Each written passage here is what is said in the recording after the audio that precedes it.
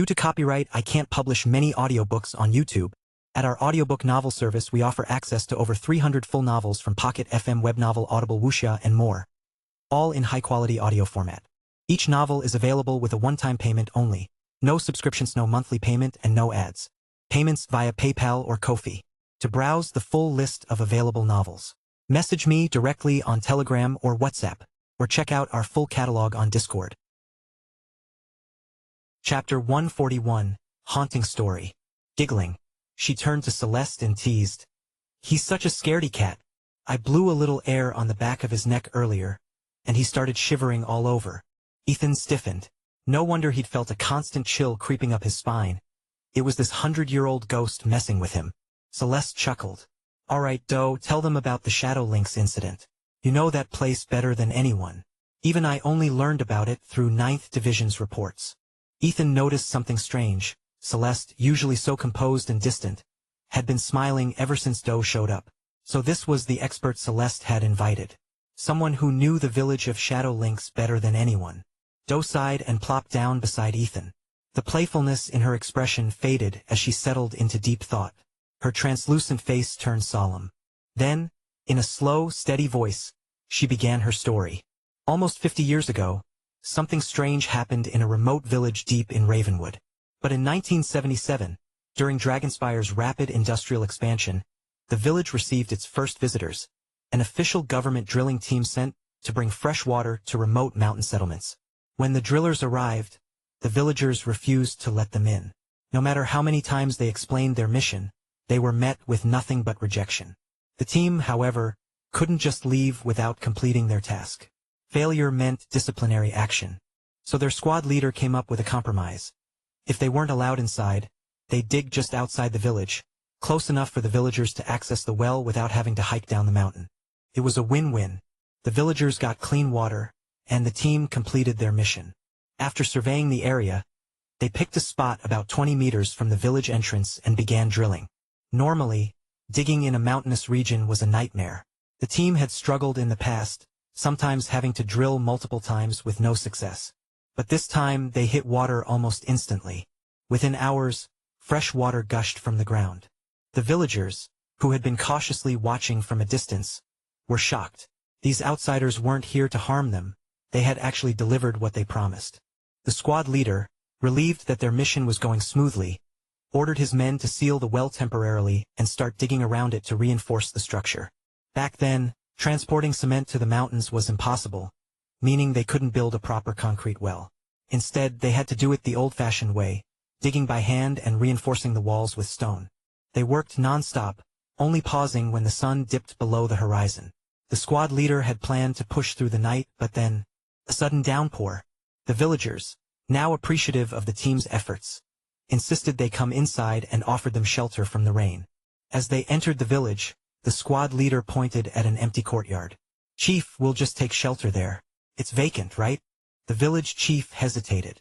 "I've already arranged rooms at my place for you all. That courtyard, it's not clean." The squad leader waved a hand dismissively. "We don't believe in that stuff. It's close to the entrance, so we'll rest there until the rain stops."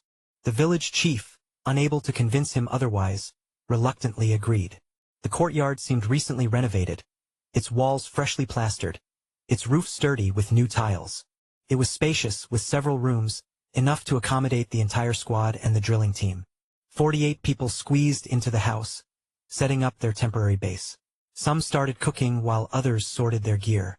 It was only after the drilling team's foreman, Old Man Carter, finished securing the drill machinery that he finally stepped inside. The moment he entered, his face changed. Without a word, he grabbed his team members and tried to drag them out. "Everyone, move out. Now!" he ordered, his voice urgent. The soldiers nearby were confused. A few even started arguing with him. Hearing the commotion, the Old Man Carter pointed at the wooden beams above them. His voice, already hoarse with age, whistled slightly as he spoke. "This house," the men followed his trembling finger, eyes trailing up to the ceiling. Carved into the wooden beam were 7 deep slash marks. None of the soldiers, not even the squad leader, knew what they meant. Old Man Carter let out a slow, weary sigh. "Each mark represents a person who hanged themselves here. The room fell silent. In Ravenwood, he continued, when someone takes their life in a house, tradition says you must carve a mark into the beam. 7 marks means 7 suicides. Now do you understand why this place is abandoned? Thunder rumbled. A flash of lightning split the sky, casting eerie shadows across the room. For a brief moment, it felt as if 7 bodies were swaying from the rafters. The soldiers shuddered, but the squad leader wasn't having it. Superstitious nonsense, he scoffed. This is exactly the kind of thinking we're supposed to be moving past. You're trying to scare everyone over some old carvings. Back in the late 70s, efforts to stamp out superstition were at their peak. As a ranking officer, he had no patience for talk of ghosts. Old Man Carter shook his head, knowing there was no convincing him. With a deep sigh, he turned to his son and daughter. We're leaving, he said firmly. And you're not going back in there. The rest of the drill team hesitated. At that moment, the food was ready. The warm aroma filled the air, washing away their unease. One by one, they shrugged off their doubts and sat down to eat. Old Man Carter and his children, however, refused to step foot inside again. They spent the night huddled in a donkey stable near the village entrance. Morning came, the rain finally stopped, and nothing happened. No hauntings. No strange occurrences. As the sun rose, the soldiers and drillers laughed off the old man's fears, had breakfast and got back to work. The rain had flooded the well overnight, turning it into a pit of thick mud and stagnant water. The squad leader ordered a few men to climb down and start clearing it out. That's when it happened. A worker in the well let out a piercing, blood-curdling scream. The kind of scream that raised every hair on the back of your neck. Everyone froze. Then, as one, they rushed to the well, leaning over the edge to see what was happening. But just as suddenly as it started, the screaming stopped. The man stood there, confused. What the hell was that? Someone asked. The worker blinked. What was what? The screaming. You were screaming like you were being skinned alive. The man frowned. I didn't scream. Before anyone could react, 3 more men in the well started howling in unison. Their voices overlapped, wild and unnatural, sending chills down everyone's spine. Then silence. The 3 men straightened, looking around blankly. What the hell's wrong with you guys? Someone shouted. They looked up, confused. Wrong with us? We didn't say anything. A nervous chuckle spread through the crowd. They're messing with us? Someone muttered. Yeah, another said, shaking his head. Bored out of their minds, trying to freak us out. With an uneasy laugh, they all went back to work, brushing off the incident, as if nothing had happened. But something had. Something had definitely happened. Chapter 142. Unearthed. The crew spent the entire morning clearing out the mud. By the time they were ready to cook lunch, the sky, which had been clear all morning, suddenly darkened. In less than 3 minutes, thick storm clouds rolled in, and an even heavier downpour than the day before came crashing down. The squad leader cursed under his breath. If this kept up, all their morning's work would be for nothing. Without hesitation, he assigned a few men to build a waterproof barrier around the well to keep more mud and rainwater from spilling in. They also threw up a plastic tarp over the opening as a makeshift shelter. Once everything was secured, everyone returned to the courtyard. Everyone except Old Man Carter and his kids. The 3 of them remained huddled in the donkey stable, chewing on stale rations. The rain didn't let up. It poured through the night and well into the next morning. This wasn't even the rainy season. A storm like this shouldn't have lasted this long. At dawn, the squad leader ordered the men back down into the well to resume clearing it out. Luckily, their previous efforts had paid off. Thanks to the waterproofing, the well hadn't filled up as much as before. This time, 4 men climbed down to work. And then it happened again. Within minutes, all 4 started screaming at the top of their lungs. Unlike the day before, it didn't stop after a few seconds. Their howls went on for a full minute, echoing from the depths of the well. At first, the others thought they were just messing around, playing the same prank as yesterday. But Old Man Carter's expression darkened. Pull them up. Now! The rope crew scrambled to haul them back up. Strangely enough, the moment their heads emerged from the well, the screaming stopped, as if nothing had happened. Everyone gathered around, demanding answers. But the 4 men looked dazed and confused. They couldn't remember a thing. The squad leader's brows furrowed. These were trained soldiers, disciplined men, not the type to crack under pressure. But something about this whole situation felt off. A wave of unease spread through the group. Old Man Carter finally spoke. "This is too damn weird. I'm telling you. Fill that well back up and drill somewhere else." The squad leader's expression hardened. 3 days. That's how long his unit had been stuck in this village. Not a single well completed. If his superiors found out, it would be a black mark on his record. There was no way he was letting some old man's superstitions delay them further. His voice was firm. "No.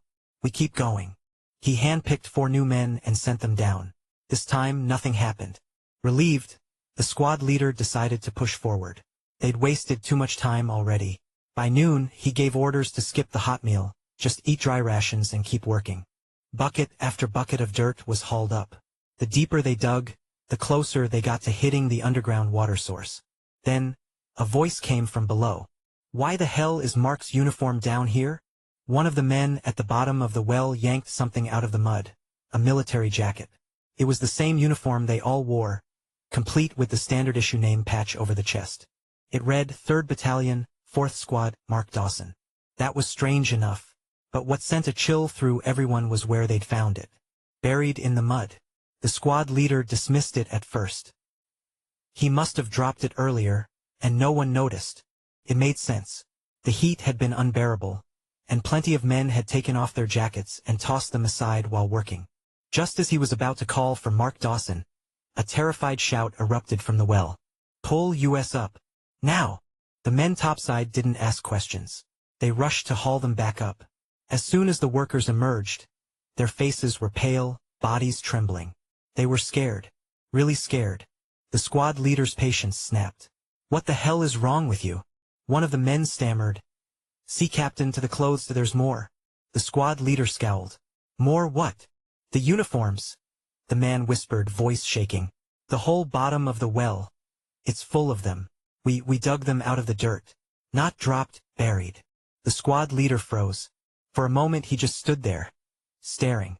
Then, without a word, he grabbed a rope, tied it around his waist, and swung one leg over the edge of the well. "Lower me down. I need to see this for myself." Just as he was about to descend, a young soldier came sprinting from the village, stumbling so hard he nearly fell flat on his face. Captain, something's happened." The squad leader groaned in frustration. "What now?" The soldier gasped for breath, pointing toward the courtyard. His voice cracked as he stammered, Dead. There are dead men." Everything stopped. The squad leader paled. Without another word, he leapt off the well's edge and bolted toward the courtyard. A death on his watch? If this got out, his career was over. The others followed, abandoning their work at the well. When they reached the house, they skidded to a stop just outside the door. No one stepped inside. Some even took a few steps back. Every single soldier stood frozen in place, eyes wide with horror.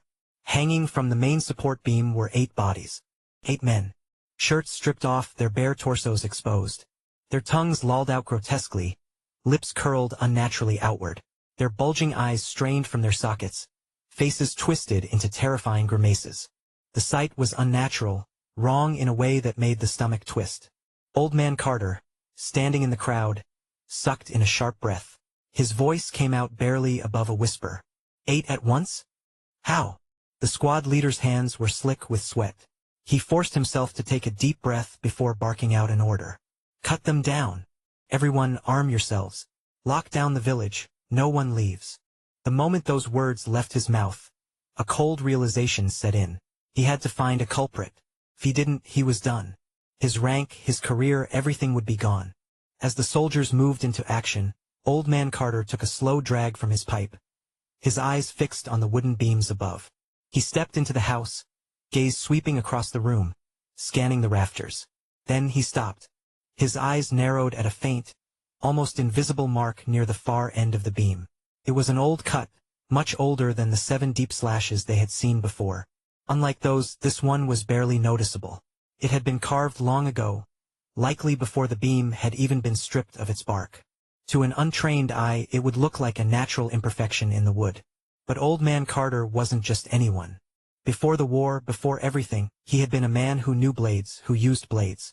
He had cut down his fair share of Serpent Isle invaders. And this? This was a blade mark. A very old one. Meanwhile, outside, the villagers had been rounded up. From the eldest elders to mothers clutching infants, every single one was gathered at the village entrance. A murmur of uneasy voices spread through the crowd. "What are you doing? You have no right to hold us here. This is no different from banditry. Is there no law anymore?" Despite their complaints, no one dared step forward to resist. The sight of armed soldiers kept them in check. The squad leader scanned the crowd, his expression dark. If he didn't find a culprit soon, he knew what would happen to him the moment he reported back. Best case? A demotion. Worst case? A dishonorable discharge. Years of service all gone. His voice was cold. "Someone in this village is responsible. Turn them over now, or you all take the fall." A tense silence settled. Then the village chief spoke up. "I warned you," he said, his voice steady. His words stoked the tension. Several villagers muttered in agreement, their earlier fear turning into resentment. The squad leader's jaw tightened. Without thinking, he pulled his pistol and pressed it to the chief's forehead. "Say that again," he growled. The villagers gasped, a few taking a step back. The chief, however, didn't flinch. He simply looked the younger man in the eye and said, "Pull the trigger if you want, but don't act like this isn't on you." Before the squad leader could respond, Old Man Carter stepped out of the house. His gaze was distant, but his words were clear. They killed themselves. Chapter 143, The Shadow Links Incident. The squad leader's face twisted in anger at Old Man Carter's words. "How the hell could this be suicide? You're telling me 8 men all decided at the exact same time to hang themselves?" he barked. Old Man Carter snorted. "And you're telling me this bunch of old folks, women, and kids managed to take down 8 trained soldiers in one go?" The squad leader clenched his jaw. He hated to admit it, but the old man had a point. Looking at the villagers, he saw mostly elders and women. Only a handful of younger men stood among them, none of them looking remotely capable of overpowering his men. He knew what his soldiers were capable of. Even if someone had tried to take them by surprise, there was no way they'd all go down without a fight, without making a sound. And then there was the boy. The soldier who had sounded the alarm earlier had mentioned something strange. There had been 9 of them in the room that night.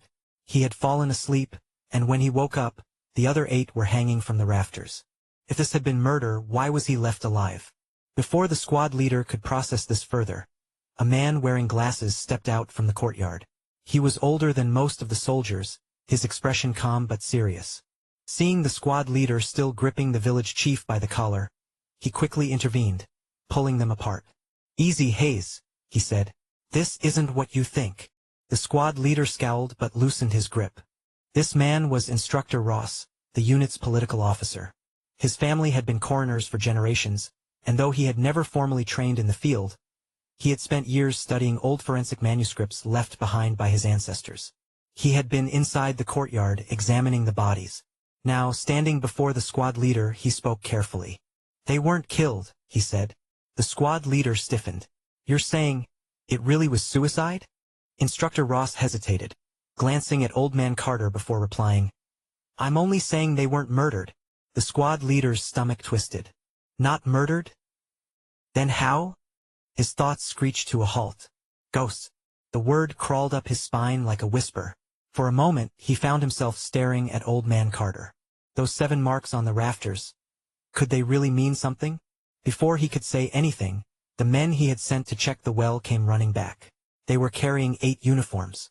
The same uniforms that belonged to the 8 dead soldiers. The squad leader's blood ran cold. "Where did you find these?" One of the men swallowed hard. "In the well, sir. Buried deep in the mud." "Someone tossed them down there?" "No, sir," the soldier said. "They weren't tossed. We dug them out. And the dirt around them, it hadn't been disturbed." The squad leader felt his breath hitch. That made no sense. How could their uniforms have been buried under untouched earth? And yet, there they were. 8 bodies hanging, stripped to the waist. Their uniforms buried beneath layers of dirt, as if they had been underground for years. And worse, the 8 men who had died? They were the same 8 who had gone down into the well. The same 8 who had screamed. The same 8 who had clawed their way back up, confused and unable to remember. The squad leader felt his stomach churn. This wasn't just unnatural. It was impossible. But the horror didn't end there. because whatever happened next, no one ever found out. Doe's translucent figure paused in midair, her voice trailing off. Ethan and the others exchanged glances, confused. What do you mean, no one found out? Ethan asked. Doe crossed her arms, her usually playful expression completely serious. I mean exactly that, she said. Nobody knows what happened after this. And that was somehow even more unsettling. Doe seemed to know exactly what they were thinking. The memories of the witnesses end here, she said. Beyond this point, nothing. Ethan frowned. What do you mean? Doe crossed her arms. I mean, no one remembers what happened next. The only reason we know as much as we do is because we spent years piecing together fragments from the only survivor, Old Man Carter's daughter. Leo's eyes narrowed. Only survivor? Everyone else died. Doe nodded. At the time, I was still just a field agent for 9th Division working with Vaughn, she said. We were given orders to investigate an abandoned village and conduct a rescue mission. But when we arrived, there was only one person left, Lillian Carter. The original village population was 126. Add in the soldiers and drill team, that's 47 more people. Every single one of them was gone. Silence fell over the group. Doe continued. We searched the ruins for 3 days, but there were no clues. In the end, all we found was a broken woman, half mad from whatever she had been through. We brought her back to 9th Division for treatment. Over time, in scattered, broken pieces, we managed to get this much of the story from her. She trailed off, her expression unreadable. No one spoke for a long time.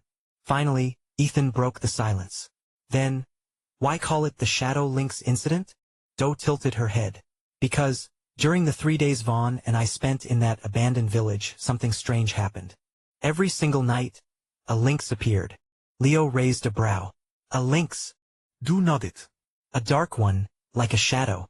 It showed up every night, just outside our camp. We tried to catch it. Every single time we got close, it vanished. The next night it reappeared. When we returned, we reported everything, and the higher-ups officially labeled it the Shadow Links incident. The village itself, since it had no official name, was renamed Shadow Links Village. Even after all these years, Vaughn and I have always believed. She turned to Ethan, her gaze sharp. And before you ask, no, our soul sense couldn't detect it. Ethan stiffened. That was exactly what he had been about to say. Doe smirked. That's probably why Celeste brought you here. Vaughn and I aren't strong enough. My soul strength is 13.2, and his is only 5.1. Neither of us has reached the level where we can extend our soul sense outward. She leaned in slightly, eyes gleaming with curiosity. But you, I heard you can use soul sense already. I'm really curious, kid. Wanna show me? She giggled, stretching her arms lazily. Well, that's enough talk for one night. I'm old, and old people get tired easily. Time for bed. With that, her translucent form flickered, then slowly faded away. Leo swallowed and shrank back.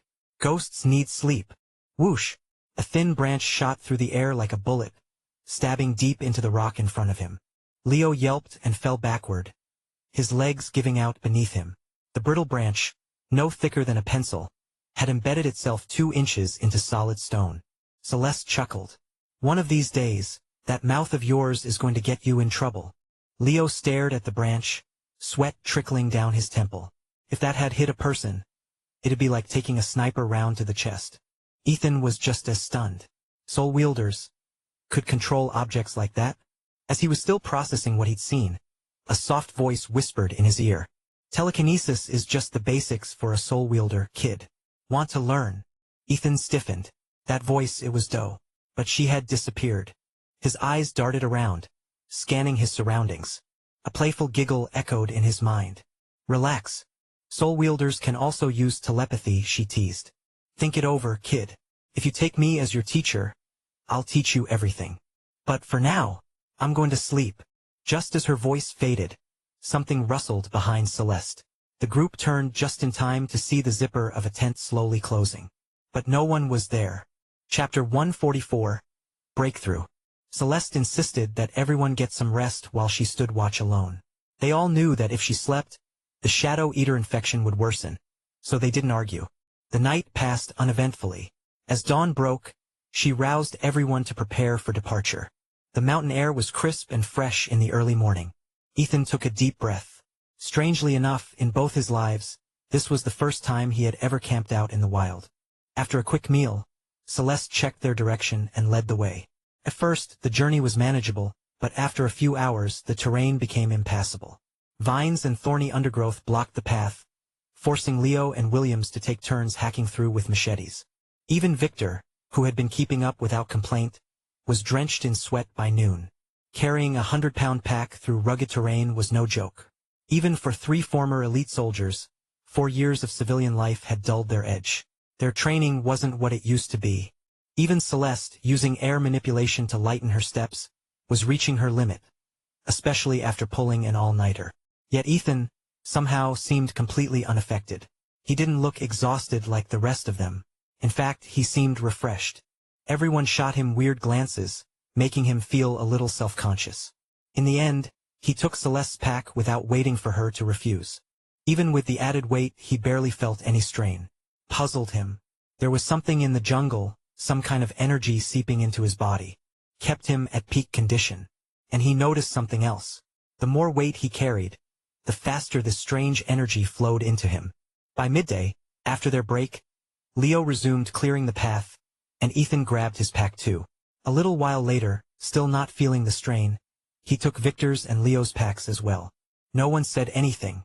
Victor and Leo just looked at Ethan with growing disbelief. Celeste, however, gave him an approving nod.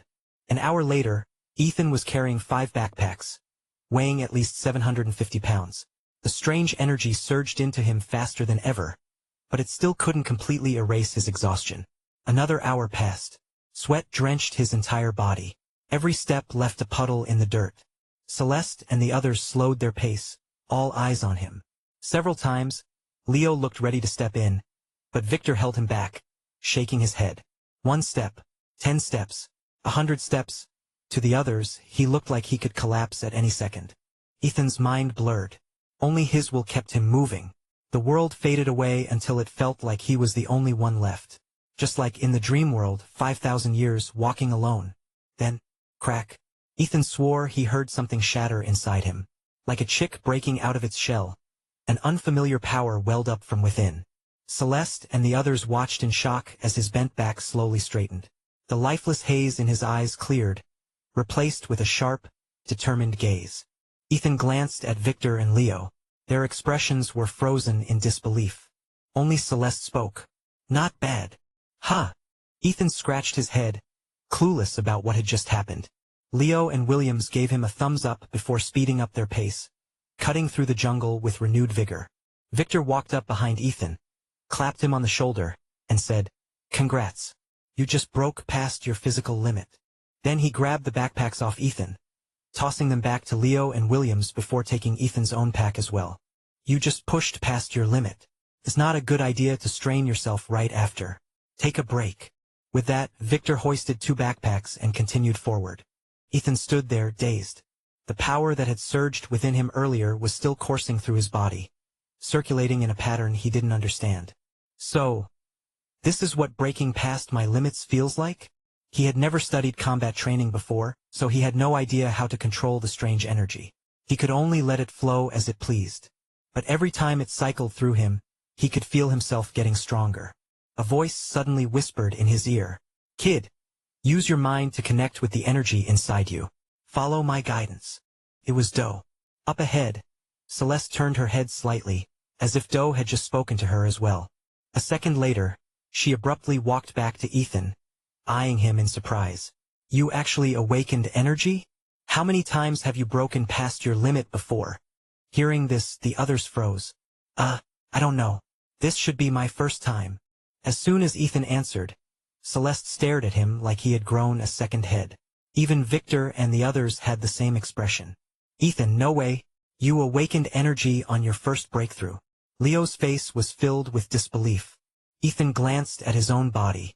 "If by energy you mean whatever's running wild inside me, then yeah, I guess." Williams, who had since been quiet, was listening intently. He had hoped Ethan would deny it, but Ethan had confirmed it. Williams didn't say a word. Instead, he silently unzipped his backpack, pulled out some supplies and started setting up camp. Victor and Leo exchanged looks before letting out a helpless chuckle and joining him. Ethan frowned. What are you guys doing? I don't feel like talking to a freak, Leo muttered, side-eyeing him. Celeste smirked. We'll camp here for the night. But you, relax. A day or two won't kill me. Right now, you need dough to help you stabilize that energy. If you miss this chance, you might regret it forever. Ethan blinked. Celeste had never spoken to him this gently before. That night, Doe stood beside Celeste, her translucent figure faintly glowing under the moonlight. You really can't guide his energy? Celeste asked, frowning. Doe puffed up her cheeks and glared at Ethan, who was sitting cross-legged on the ground. Guide my ass. This kid doesn't even have energy pathways. Celeste gave her a puzzled look. Then, what's happening to him? Doe's expression darkened. She clenched her jaw before spitting out. How the hell should I know? I tried to channel my soul power into him, and some freak force nearly shattered my damn soul. Her hands balled into fists as she trembled with frustration. I've lived for over 100 years, and this brat almost wiped me out. It's gonna take forever for me to recover from this. I'm so pissed. Celeste watched her fume for a moment. Then, she stifled a laugh. Doe whipped her head around. What the hell are you laughing at? Nothing, Celeste said, covering her mouth. But her gaze drifted back to Ethan, a flicker of worry in her eyes. At that moment, Ethan himself was growing frustrated. Doe had promised to help him guide his energy, but the second they started, something had yanked his consciousness into a strange, unfamiliar space. Chapter 145. Cracking the Gate. Ethan floated in a strange, mist-filled space. Below him stretched a vast, emerald-green lake. Despite the absence of any visible light source, the entire space glowed with an otherworldly brightness. Scanning his surroundings, Ethan noticed a small island at the lake's center. Curious, he willed his body forward, intending to get a closer look. Before he could react, whoosh, the space shifted. In an instant, he found himself hovering above the island. Ethan froze. What the hell? He tried again. With just a thought, he could instantly teleport anywhere within the space. Testing the limits, he focused on the misty barrier surrounding the area. A blink later, he was at the edge, but no matter how hard he tried, he couldn't move past it. You done messing around? A familiar voice boomed through the space. Ethan hesitated. Old man, where is this? He recognized the voice. It was Morzin. This is your mindscape, Morzin explained. Or, to put it simply, the inside of your consciousness. Ethan paused. Great. Love that for me. Now, how do I get out? Morzin let out a long sigh. Ethan waited, and waited, but Morzin said nothing. Oh, come on. What's with the dramatic silence? Spit it out already. Ethan strained his ears, waiting for a response. Nothing. Hello? Bad signal. Morzin's voice returned suddenly. Oh? Ethan stared blankly into the void, his mind full of questions. Just listen, Morzin continued. Then silence. Again. Ethan sighed in exasperation, crossing his arms. Finally, after what felt like forever, Morzin's voice crackled back in, this time in broken fragments. Central Island. Gate. Open enter. Luckily, Ethan wasn't an idiot. He got the gist. In a flash, he reappeared on the island. From afar, the island had seemed small, but the moment he set foot on it, everything changed. Either he had shrunk, or the island had expanded endlessly. At its center stood an ancient, imposing gate. The sight of it sent a strange chill down Ethan's spine, almost like the feeling of standing before the gates of the underworld. Towering endlessly into the sky, its massive frame was carved with intricate, milky white patterns. Wisps of mist coiled around the engravings, giving them an eerie, living presence. But the most peculiar thing was the vine. A single, pale vine coiled around the grand doorway, shifting ever so slightly, as if alive. Ethan watched as fresh green leaves sprouted from it, slowly turning gold before withering and falling to the ground. The moment they touched the earth, they shattered into mist, dissolving back into the gate. Standing there, Ethan could tell, this process had repeated itself countless times in just a few seconds. An odd sensation welled up inside him, a whisper of understanding just out of reach. It was like trying to recall a dream slipping from his grasp. No matter how hard he focused, he couldn't quite seize it. The feeling weighed on his chest, like a stone pressing down on his lungs, making it hard to breathe. Steady your mind.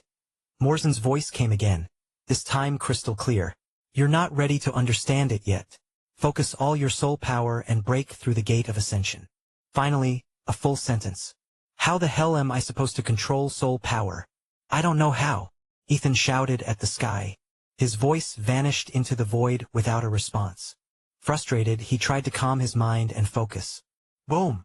The island trembled beneath him. Ethan turned toward the sound. A towering column of emerald water shot up from the lake. Strangely, the water didn't splash back down. Instead, it simply faded into the air. His eyes widened. Wait! Did I do that? He concentrated again. Another surge of water spiraled upward. A smirk tugged at his lips as he directed the water toward the gate of ascension. Boom! The gate trembled. A searing pain exploded in his skull, as if a massive boulder had been dropped onto his head. Darkness swallowed his vision, and he collapsed onto the island. Ethan had no idea how much time had passed before a voice rang out beside him. Kid, you alive? Did you activate your source energy yet? Groaning, Ethan sat up, rubbing his head, only for his hand to pass right through it. Oh right, he wasn't in his real body. If by source energy you mean that water column, then yeah, I guess. His voice was weak. Good. Now focus and summon even more to break through the gate, Morzen instructed. Ethan scowled. Yeah, easy for you to say. I just blacked out from the pain. You got another method? And also, why the hell am I even here? Morzen let out a long hum before answering. Nope, no other way. As for why you're here, that's on you, kid. Letting someone else probe your soul? If I hadn't caught it in time and kicked them out, well, let's just say it wouldn't have ended well. Ethan's eye twitched. The hell does that mean? Morzen ignored the question and continued. You would have had to go through this eventually. It just happened earlier than expected. But that's actually a good thing. The sooner you master this, the better prepared you'll be for the cataclysm 5 years from now. Ethan's breath hitched. 5 years? Once you complete this step, Morzen went on, you'll gain full control over your soul power. And with source energy supporting it, your soul will finally have a proper foundation. Without it, your soul power is like a rootless weed, easily torn away. Morzen's voice carried a rare seriousness. With this, you'll also be able to mask your presence. No one will be able to tell you're a soul wielder. Then his tone turned lazy again. So yeah, keep slamming that gate. Sooner or later, it'll open. Your source energy isn't weak. It's just a matter of how much you can control. Oh, and once you're out of here, you still need to guide your energy into your core. If you waste this chance, you'll regret it forever. What Morzen didn't mention was that this whole mess was kind of his fault. He'd been drinking when he sensed someone probing Ethan's soul. In his tipsy state, he'd lashed out a little too hard. That backlash had rattled Ethan's mindscape, slamming the gate of ascension shut. But if he admitted that now, Ethan would lose his mind. Ethan groaned and shot to his feet. Old man, I just slammed into that gate once and nearly died from the pain. And now you want me to hit it harder? Why don't you try bashing your own head with a hammer and see how that feels? Morzen muttered under his breath. Not like I haven't, but didn't say it loud enough for Ethan to hear. Instead, he simply fell silent, ignoring him completely. That silence unsettled Ethan. Meanwhile, Morzen frowned to himself. By all logic, Ethan should have been able to break the gate with just one hit. It was nearly impossible to open from the outside, but from the inside, it should have been effortless. So why hadn't it worked? Even more concerning, when Morzen tried to probe Ethan's mindscape, he found the gate completely shut. Something was off. And whatever it was, even someone like him who had existed for countless millennia couldn't figure it out.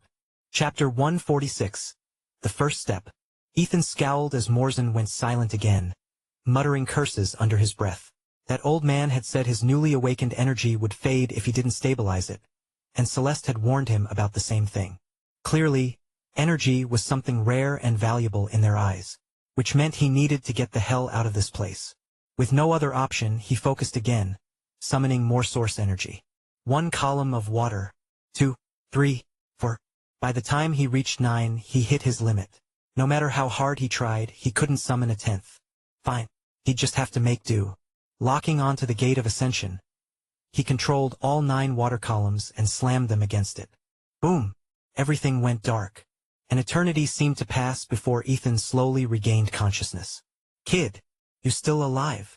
Morzen's voice was urgent. Ethan didn't answer. He sat there, blankly staring at the massive gate in front of him. A crushing sense of helplessness settled in. Even after throwing everything he had at it, the damn thing was still shut. No way out. Without opening the gate of ascension, he couldn't regain control of his body. Would he die here? And if he did, what about the cataclysm Morzen had mentioned? What about Lila? His friends waiting for him outside? Ethan clenched his fists. He refused to accept this. But Morzen said nothing. He already knew Ethan had failed. Silence stretched between them. Then, Ethan took a deep breath and stood. That's when he noticed something strange. His previously transparent body was now glowing with a faint green aura, the same shade as the lake water. Even the intricate white carvings on the gate had taken on a slight emerald tint. Did I stain the gate with the water? He didn't dwell on it. Summoning his source energy again, he launched another attack. Again. And again. Each time he blacked out from the pain. Each time he woke up stronger. Gradually, he found himself controlling 12 water columns with ease. Now, he could strike the gate twice before passing out, but the pain was unbearable, like his soul was being torn apart. Then, out of nowhere, Morzen spoke. "Try a different angle." Ethan blinked. "What do you mean?" "Go around. Try from the other side." Wait, no way. Had he been? Heart pounding, Ethan circled the gate. As he reached the opposite side, his breath hitched. The once white gate was now completely emerald, almost jade-like. A ridiculous thought crept into his mind. No way I've been attacking the back this whole time, right? Stepping onto the platform, he hesitantly placed his hands on the massive doors. Then, with a gentle push, the gate swung open effortlessly. Ethan stared, dumbfounded. "Are you Angie kidding me?" Meanwhile, in the real world, Ethan had been sitting motionless for 2 hours. Celeste and the others had kept a close eye on him the entire time. He remained perfectly still one moment, then trembled violently the next, his brows furrowing in deep concentration. No one knew what was happening to him, and none of them could do a damn thing to help. Just moments ago, Doe had attempted to probe Ethan's condition again when she saw his entire body trembling violently. But the moment her soul power made contact, a surge of emerald energy blasted it away. She barely withdrew in time. Any slower and she would have been injured again. What shocked her most, however, was that the green energy wasn't a foreign force. It was Ethan's own soul power. It was the first time she had ever seen someone's soul take on a distinct color. With even Doe unable to intervene, the others had no choice but to wait. Either Ethan would pull through on his own, or his energy would fade, and he'd wake up naturally. None of them realized that Ethan was currently trapped inside his own mindscape, unable to break free. Inside his consciousness, Ethan stepped beyond the gate of ascension, his mind screaming numerous curses. All this time, I was pushing the wrong damn side. And to make matters worse, it had opened with the slightest push. As soon as he crossed the threshold, he felt his awareness slam back into his physical body. At the same time, he gained a strange new perception, an inner sight. His entire body appeared as a dark void, with a single golden speck darting around like a restless firefly. It looked like a seed, aimlessly bouncing from place to place inside him.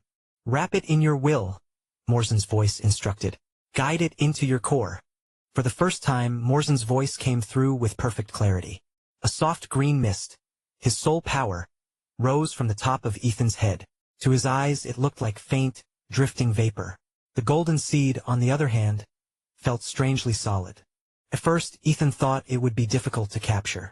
But the moment his soul power touched it, the seed instantly calmed, as if a child finding its mother. A wave of warmth and familiarity radiated from it. Ethan's heart leapt in excitement. "That was easier than I thought."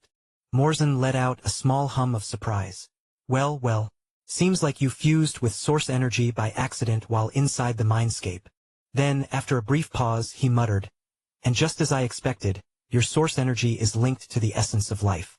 Giving you the King of Elves bloodline was the right choice after all. Maybe, just maybe, you can reach that level in 5 years." Ethan stayed silent, fully focused. The seed had stopped resisting, but moving it was still a challenge. Especially when guiding it toward his core, the point where his energy converged. But as soon as his awareness reached that spot, he froze. It was empty, completely void. There was no energy pool, no power center, nothing. His stomach twisted. Wait. Isn't it impossible to be a fighter without a core? He had heard the rumors. Those without a core were considered almost useless at best, slightly stronger than an average person with enough training. Honestly, he had never dreamed of becoming a warrior in the first place. After all, gathering energy in one's core was rare, only 1 in 1,000 people succeeded.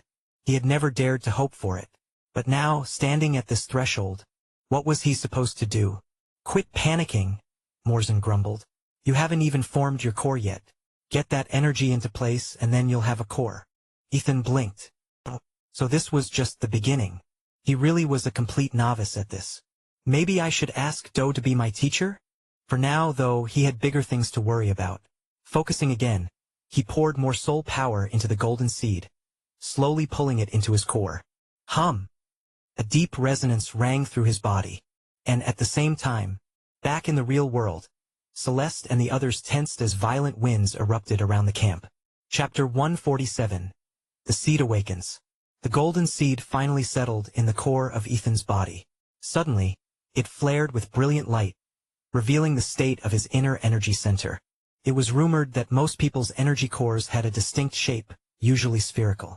But as Ethan observed his own, he realized something was very, very different. It stretched endlessly in all directions, like a boundless void. They said the larger the core, the greater the potential. Did this mean he was some kind of prodigy? Stop flattering yourself. You don't even have an energy core. How could it have a shape?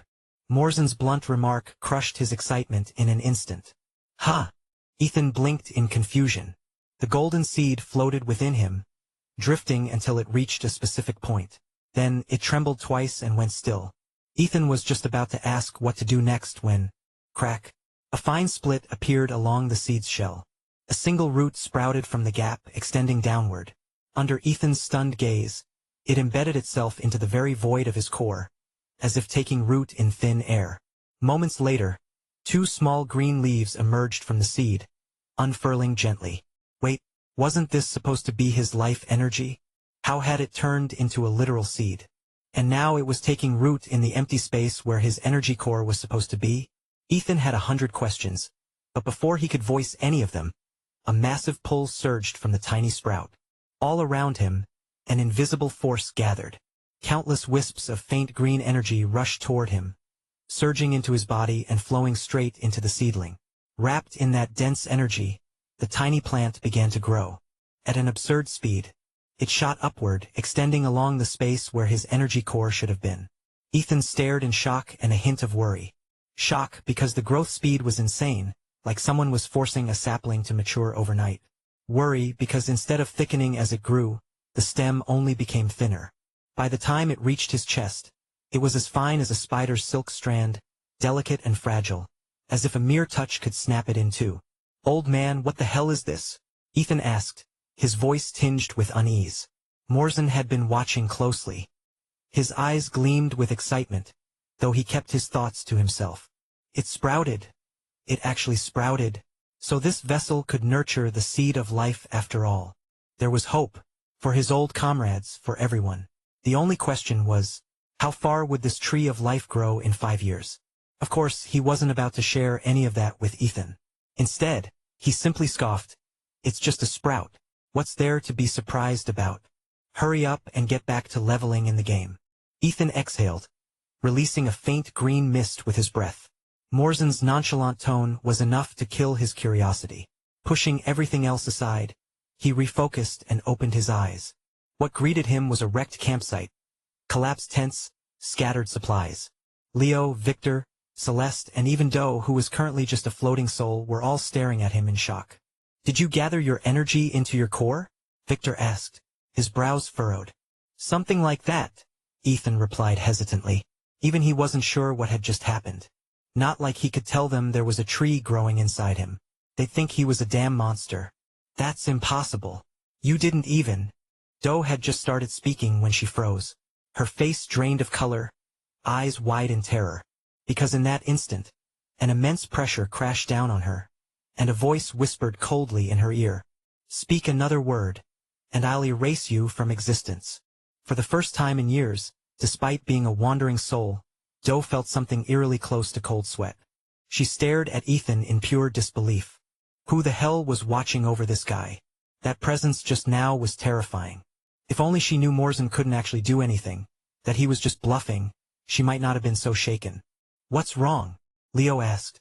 The others also turned to Doe, curious. I was just wondering, she quickly covered. How he figured out how to channel energy without any assistance. Ethan blinked. Wait, was there supposed to be some secret method? Wasn't it just a matter of using his will to pull life energy into his core? That seemed obvious enough. What he didn't know was that he was missing something fundamental. If he had ever seen how other warriors' bodies worked, he'd immediately notice the difference. He had no energy pathways. Even an ordinary person had them.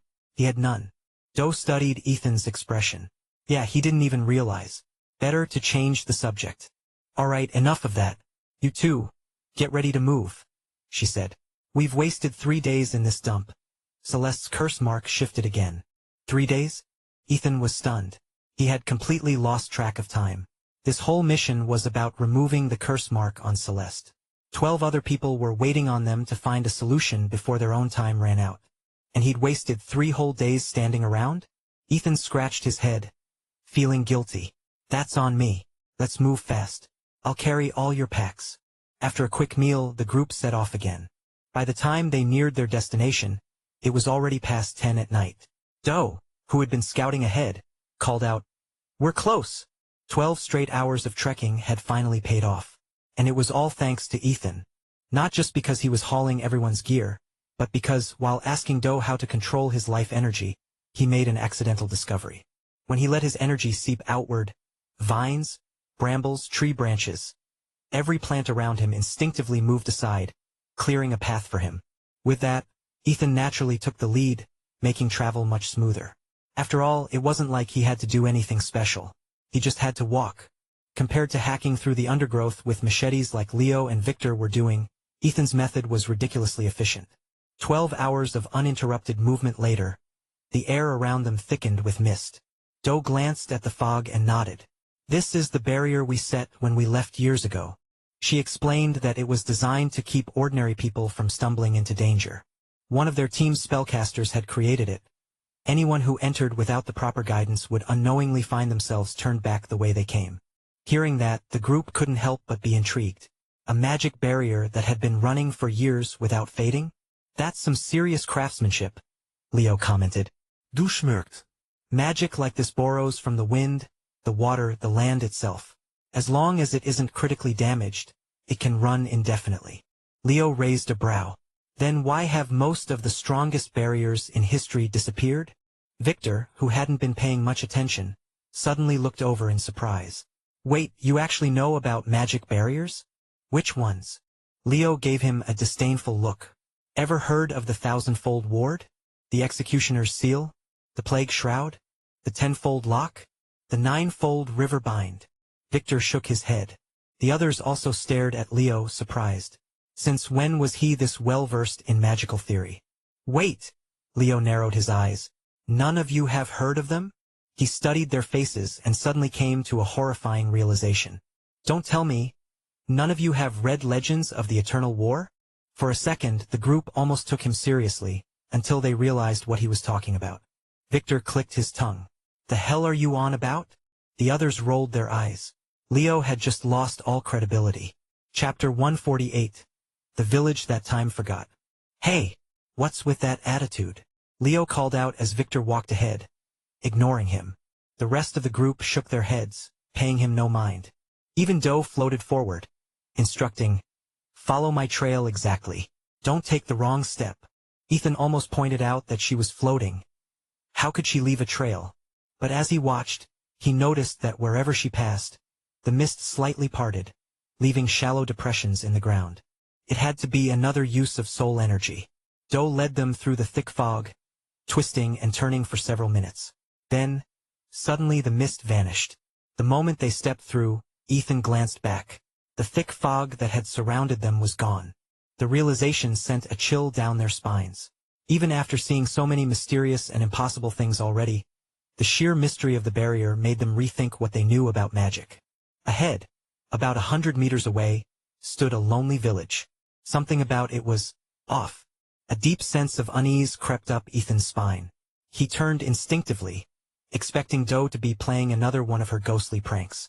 But instead, his gaze locked onto something else. A pair of glowing green eyes staring straight at them from the trees. He barely made out the creature's silhouette. Its body massive, dark and sleek, eerily similar to his panther form in the game. As soon as it noticed him looking, it held his gaze for a brief moment, then vanished into the forest. Shadow Lynx. The name popped into his head instinctively. A wave of goosebumps prickled across his skin. Shadow Lynx, Ethan shouted. The group spun around, but there was nothing. Under the skeptical stares of the others, Ethan pointed to where the creature had been. I swear, it was right there. It disappeared in a blink. Seeing his serious expression, the others grew uneasy. Victor knelt down, scanning the area. After a moment, he shook his head. No tracks. No signs of movement. Ethan, you sure you're not just messing with us? Leo teased.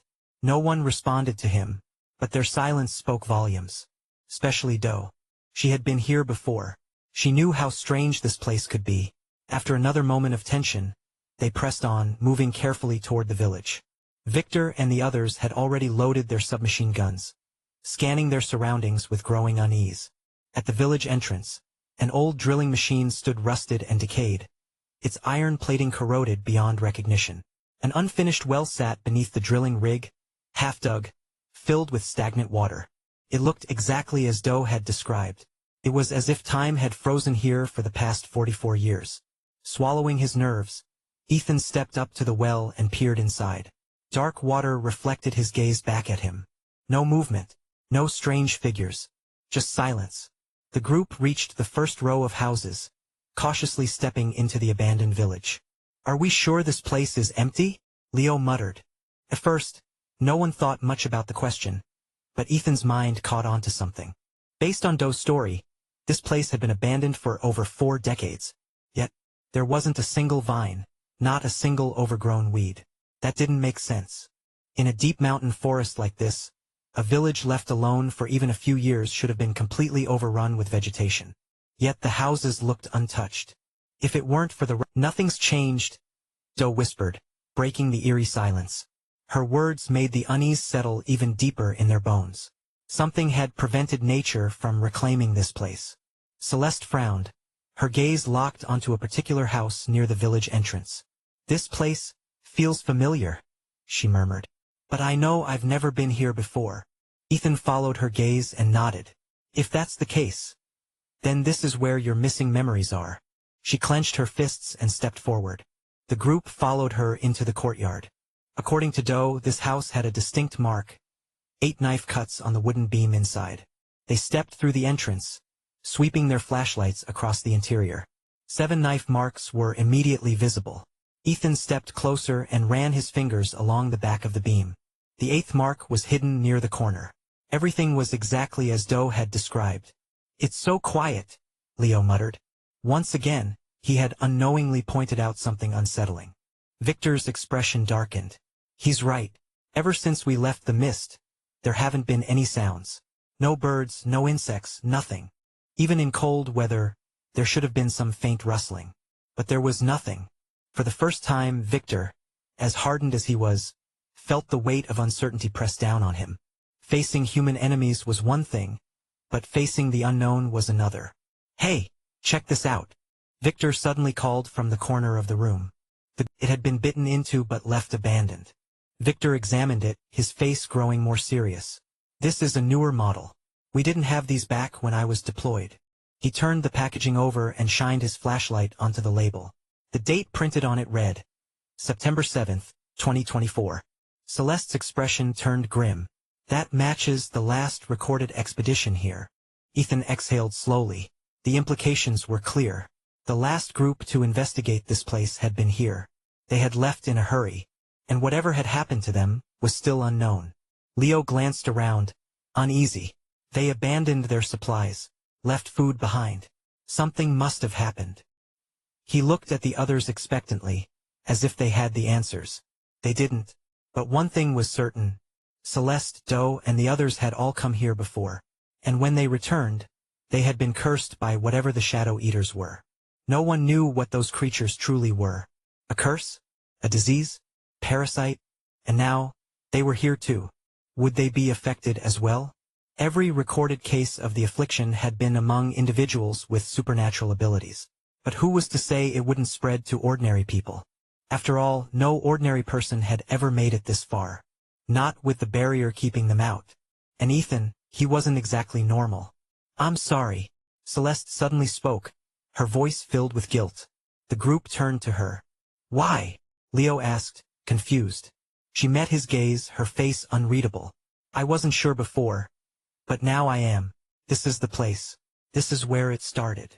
She hesitated before adding, if we don't figure this out, you might all end up like me. Silence. Then, after a long pause, Leo stretched, cracking his neck. Oh, come on. Like I wasn't prepared for this. He crouched down and started rummaging through his backpack. Chapter 149, Watchful Eyes. Victor glanced at Leo rummaging through his bag and turned to the others. Williams and I will check the perimeter. With that, he and Williams headed outside. Wait, hold on. Take these, just in case. Leo pulled out 2 heads of garlic, a string of prayer beads, a cross, and other random trinkets from his bag. Then, as if that weren't enough, he reached into his oversized cargo pants and fished out 2 laminated protective charms, shoving them into Williams and Victor's hands. The 2 men stared at him with blank expressions. Clearly, they had expected this. Their expressions screamed regret, but in the end, they just sighed and took the items. Leo stuffed extra sage bundles into their pockets, handed them each a charm, and pressed a silver pendant into their palms. Then, he turned to Ethan and Celeste, passing them their own. Ethan frowned at the strange objects in his hands. Where the hell did you even get all this? He couldn't believe for a second that the gear bags in their Humvee had come stocked with anti-supernatural supplies. Leo puffed up his chest. Brought 'em myself. He patted his bulky cargo pockets proudly. Ethan suddenly remembered how, on the plane, Leo's pants had looked strangely stuffed. At the time, he had assumed it was just some weird design. Turns out the guy had actually packed them full of junk. When Leo handed Celeste her share, Ethan half expected her to toss them aside. But to everyone's shock, she neatly arranged the items in her pockets and nodded. Thanks. The entire group froze. Even Victor and Williams, who were halfway out the door, turned to stare. Even Doe, who had seen plenty of strange things, looked dumbfounded. Celeste just said thank you? Why you're welcome? Leo stammered. Celeste smiled slightly and stepped toward the door. As she walked, she said, Doe mentioned this place has an ominous presence. We shouldn't linger in one spot for too long. Let's split up, 2 per team to cover more ground. She glanced at Ethan. You go with Leo. I'll team up with Doe. Without waiting for a response, she left. Leo turned to Doe, still holding out one of the charms. Doe, do you want? Without a word, she phased right through him, her ghostly form passing through his body like mist. He shivered violently and turned around just as she turned back toward him. Do you think I need them? She asked. Leo frantically shook his head, looking like a rattling bobblehead. She smirked. Good boy. Then, without another word, she floated off after Celeste. Soon, everyone had dispersed, leaving only Ethan and Leo behind. Ethan was still staring at the 8th knife mark on the wooden beam overhead. Leo groaned. Ethan, what are you even looking at? Let's just go. Ethan didn't answer. Instead, he tilted his head. Do you see that? Leo followed his gaze. See what? Ethan pointed at the beam. There's someone hanging up there. Leo's face drained of color. Slowly, hesitantly, he turned his flashlight toward the beam. Where? Right there. Can't you see? Ethan continued, his voice eerily calm. Leo started trembling. Ethan, man. Don't mess with me right now. Then Ethan turned his head sharply and stared past Leo's shoulder, his eyes widening in horror. It's behind you now. Leo screamed. By the gods above and below. Holy light, blessed waters, spirits of the old. He spun around wildly, flailing his charms and beads like a mad priest in an exorcism. His hands waved furiously, trinkets clattering together as he muttered every religious phrase he could think of. Ethan burst into laughter. He clapped Leo on the shoulder. All right, relax. You scared it off. Leo stopped mid-chant, blinking. Huh. I said it's gone. Ethan repeated, smirking. Leo's face, that's not funny. You almost gave me a heart attack. Ethan was already walking toward the door. Leo sighed, shaking his head as he followed. But just as he stepped under the beam, Ethan suddenly stopped. His face twisted into an expression of shock, and he stumbled backward. Leo rolled his eyes. Oh, come on, man. You think I'm falling for that again? He strode up next to Ethan, smirking. I'm not an ID. Then he saw it. Oh, hell no. A black lynx was perched on the beam, its glowing green eyes locked onto them. Didn't move, didn't blink. It just stared.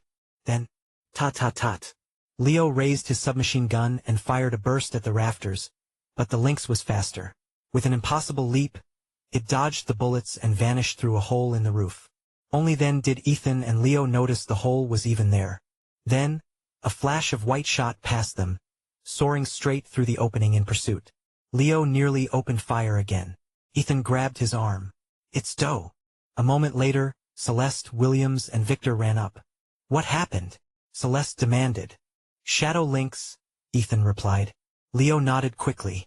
Doe's voice echoed from a distance. Over here. Without hesitation, Celeste took off and the others hurried after her. Their radios had long since become useless, reduced to nothing but static. They sprinted past the last rows of houses and into the treeline. Doe hovered beneath a massive oak, waiting for them. As soon as they arrived, she turned to Ethan. This is the spot. Last time we chased it, this was where it disappeared. She glanced at him. Try using your soul sense. See if you can pick up anything. Ethan hesitated.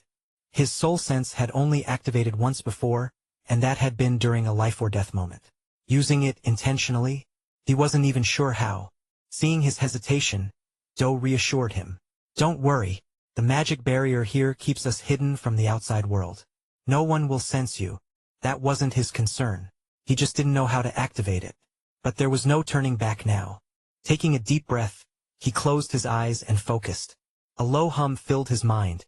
Then, like ripples in water, an invisible pulse radiated outward from his body. For a brief moment he could see everything. Not with his eyes, but with something deeper. Everything became sharper, clearer. Even the tiniest insect egg buried in the dirt was visible in his mind. He swept across the village, the tree, the exact spot where the lynx had vanished, and found nothing. Opening his eyes, he sighed and shook his head. The group's anticipation faded into disappointment. Ethan frowned. Something about this felt incomplete, like he had missed something. He went over everything again in his head. Then it hit him. He had been so focused on what he could see, that he hadn't considered what he couldn't. And there was one very particular empty spot. A place where there should have been something, but wasn't. Chapter 150. The Shadows Trail. Ethan stretched his soul sense outward again. But this time, instead of expanding it in all directions, he focused it like a thread.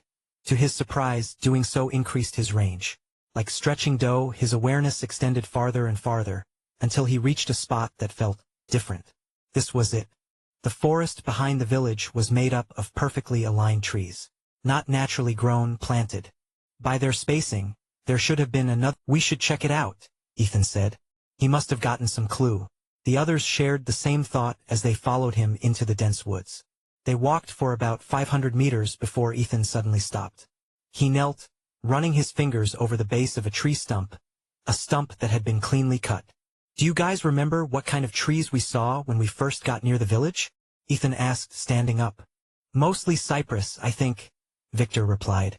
Ethan nodded. Same. But look around. This part of the forest is full of redwoods. And these trunks, they must be at least 60 years old, right? The others exchanged uncertain glances. What was he getting at? Williams studied the trees and guessed 60, maybe 70 years. Ethan swept his soul sense over the nearby trees, then said, 63 to 64 to be exact. He pointed at the stump. And this one? It was cut down at 19 or 20 years old. Leo knelt and counted the rings. Yeah, 19. So what? Remember the newest house in the village? Doe mentioned that building was the last one constructed before the village was abandoned. The group nodded. Ethan continued. The only redwoods we've seen are in this section of the forest. And what was that house built from? Realization dawned on them. The roof beam. Celeste muttered. Ethan nodded. Exactly. The 8th knife mark wasn't the last, it was the first. Someone carved it into the bark while the tree was still standing. The weight of his words sank in. That meant, that tree was a hanging tree, Leo said, his voice low. Someone died there and then they chopped it down to build a house. And if there really was a ghost attached to it, it would have haunted the house, Victor finished grimly, and killed everyone inside. Ethan sighed. If ghosts exist, then yeah, that's exactly what happened. At that moment, Celeste abruptly raised a hand for silence. Everyone followed her gaze. Doe whispered in shock. No way. It's never shown up this many times before. The shadow lynx had returned. It perched on a low branch, not far from them, staring. Not at the group. At Ethan. The others exchanged uneasy glances. Was it appearing over and over because of him? Leo reflexively reached for his gun. But Celeste grabbed his wrist, shaking her head. They had spent half the night chasing dead ends. Maybe this creature was the only real clue they had. Ethan could tell that was what everyone was thinking. But that didn't make the situation any less unsettling. The group and the lynx remained locked in a silent standoff. Then, out of nowhere, someone kicked Ethan. He stumbled forward, catching himself before falling. Whipping around, he saw the rest of the group staring back at him, feigning innocence. One of these bastards just kicked me. His eyes landed on Leo, who just shrugged. Definitely Leo. Ethan glared. Leo made a gesture of innocence, as if to say, wasn't me. The lynx tensed at the sudden movement, its body coiling. But then, when it saw that it was Ethan stepping forward, it stopped. It just watched.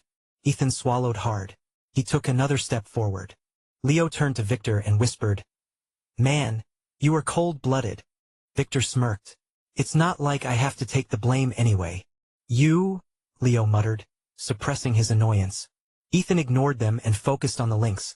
His heart pounded as he took slow, careful steps toward it. When he was about 5 or 6 meters away, the lynx suddenly leapt from the tree. The group tensed, ready to fight, but it didn't run. Instead, it walked, straight toward Ethan. Ethan froze. Telling himself he wasn't scared would be a lie. The lynx circled him once, sniffing at his legs, then glanced at the rest of the group. Then, suddenly, it spun around and took a few steps away. If you want access to fast updates or the full novel in high-quality audio, contact me now and buy. I offer over 300 complete audiobooks from Pocket FM, Webnovel, Audible, and more. No locked episodes, no subscriptions, just one-time payment via PayPal or Ko-fi. Message me directly on Telegram or WhatsApp, or check out the full list of available novels on Discord. Start listening to your next favorite audiobook today.